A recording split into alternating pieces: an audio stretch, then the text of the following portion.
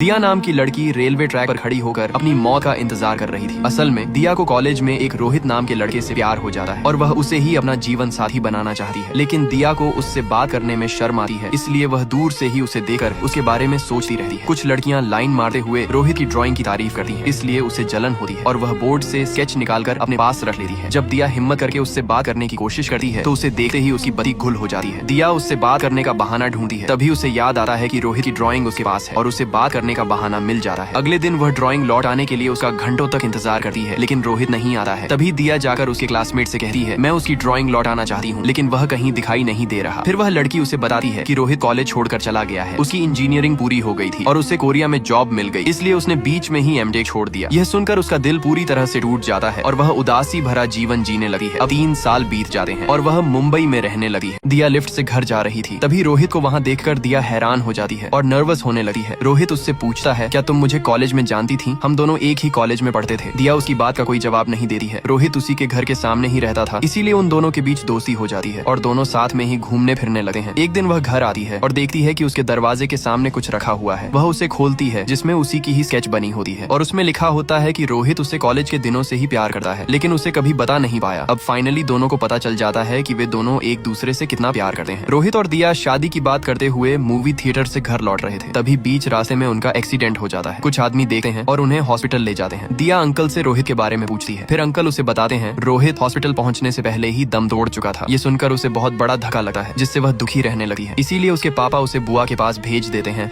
ताकि वह यह सब भूल जाए। लेकिन दिया रोहित को नहीं भूल पाती है, इसीलिए वह अपनी जान देने के लिए रेलवे ट्रैक पर आती है। दिया ट्रेन को आता देखकर डर जाती है और साइड हो जाती है। तभी आदि नाम का लड़का उसे फोन करता है और बताता है कि उसका पर्स उसके पास है, जो चोर लेकर भाग गया था और अब वह उसे लौटाना चाहता है। लेकिन दिया अपना पर्स लेने से मना कर देती है और फोन काट देती है। आदि की माँ एक डॉक्टर होती है, जो एक कॉन्फ्रेंस के लिए गांव से शहर आती है। आदि अपनी माँ को लकी कहकर बुलाता है। उसकी माँ उसे एक बाइक गिफ्ट करती है, जिसे देखकर वह बहुत खुश होता है। इसलिए आदि अपनी माँ के लिए एक प्यारा सा लेटर लिखता है, जिसे वह पढ़कर सुनाने लगता है। तभी कोई आ जाता है और लेटर नहीं सुना पाता है। एक दिन आदि मूवी देखने जाता है, तभी वहाँ उसकी मुलाकात दिया से होती है और उसे बताता है कि उसका पर्स अभी भी उसके पास है। फिर आदि उससे बात करते करते ग्रेवयार्ड ले आता है और बताता है कि बिना पेन और प्रॉब्लम के लोग यहीं रहते हैं, इसीलिए हमें प्रॉब्लम से भागना नहीं चाहिए, बल्कि उनका सामना करके आगे बढ़ना चाहिए। फिर दिया उसे अपनी सारी प्रॉब्लम बताती है। आदि उसे समझाते हुए कहता है कि रोहित को भूल जाए और जिंदगी में आगे बढ़े। फिर दोनों में दोस्ती हो जाती है और साथ में घूमने लगे हैं। दिया उसे बताती है कि वह मुंबई जा रही है। आदि उदास हो जाता है, तभी वह अपनी माँ को फोन करता है और सारी बातें बताता है। उसकी माँ उसे दिया के साथ एक दिन और बिताने का आइडिया देती है। आदि और दिया ट्रेन में साथ में सफर करते हैं, जिससे उन्हें एक दिन और मिल जाता है बातें करने के लिए। अगले दिन आदि अपनी गांव करवार स्टेशन पर उतर जाता है। फिर आदि देखता है कि दिया भी उसी स्टेशन पर उतर जाती है और उससे कहती है, मैं अपना समय अपने सबसे अच्छे दोस्त के साथ बिताना चाहती हूँ। फिर आदि उसे अपने माँ के घर ले आता है। आदि अपनी माँ से मिलने हॉस्पिटल जाता है, तभी उसे याद आता है कि उसने अपनी माँ के लिए एक लेटर लिखा था, जो उसने सिर्फ थोड़ा सा ही पढ़कर सुनाया था। इसलिए वह लेटर सुनाते हुए बोलता है, मैं हमेशा तुम्हें माँ मानता था, लेकिन पता नहीं तुम कब मेरी सबसे अच्छी दोस्त बन गई। इसी बीच उसके घर से फोन आता है, जिससे आदि का लेटर फिर अधूरा रह जाता है। नौकरानी बताती है कि दिया को तेज बुखार है, इसलिए आदि घर आता है और उसे दवाई देता है। आदि रात भर दिया के बारे में ही सोचता है। अगले दिन वह अपनी माँ से बताता है कि वह दिया से बहुत प्यार करता है, लेकिन दिया उसे सिर्फ एक अच्छे दोस्त के नजरिए से देखती है। तभी वहाँ दिया आ जाती है, जिससे आदि फोन कट कर देता है। वह उसे बताती है कि उसे अर्जेंट मुंबई जाना होगा। फिर आदि उसे स्टेशन पर छोड़ने आता है। फिर दोनों को साथ में बिताए हुए पल याद आने लगते हैं। तभी वे दोनों समझ जाते हैं कि उन्हें एक दूसरे से प्यार हो गया है और दोनों गले मिलते हैं। फिर दिया मुंबई चली जाती है। दिया रोहित को वापस जिंदा देकर हैरान हो जाती है। असल में रोहित का बचना मुश्किल होता है, इसलिए उसे इलाज के लिए सिंगापुर ले जाते हैं। इसीलिए अंकल दिया से झूठ बोलते हैं कि रोहित मर चुका है, ताकि वह ठीक न हुआ तो दिया रोहित का इंतजार न करे। अब उसके सामने बहुत बड़ी मुश्किल आ जाती है, क्योंकि वह रोहित को पूरी तरह से भूल चुकी है। दिया आदि को सारी बातें बताती है। आदि कहता है कि वह इतना खुदगर्ज नहीं है, इसलिए उसे भूल जाए और वह रोहित से शादी कर ले। लेकिन आदि अंदर ही अंदर रो रहा था। दिया की कजिन उसको बताती है कि कल उसकी रिसेप्शन है। आदि अपनी माँ से दिया को देखने की जिद करता है, तभी उसकी माँ हमेशा के लिए दिया को भूल जाने को कहती है और वहाँ जाने से मना करती है। लेकिन आदि बात नहीं मानता है और दिया से मिलने मुंबई आ जाता है, जहाँ वह आंखों में आंसू लिए उसको बधाई देता है। फिर आदि वहाँ से चला जाता है। दिया रोहित को उसके बारे में बताती है। रोहित उससे कहता है कि दिया की खुशी आदि में है, इसलिए वह आदि से शादी कर ले। आदि घर आता है और वह देखता है कि दिल का दौरा पड़ने से उसकी माँ मर गई थी। आदि अपने अधूरे लेटर को सुनाता है कि वह अपनी माँ से बहुत प्यार करता है। फिर अपने आप को कोसता है कि अगर वह नहीं जाता तो उसकी माँ जिंदा होती, इसीलिए आदि बहुत रोता है। आदि अपनी जान देने के लिए रेलवे ट्रैक पर आ जाता है। तभी दिया आ जाती है, लेकिन तब तक ट्रेन आ जाती है और आदि को उड़ा देती है।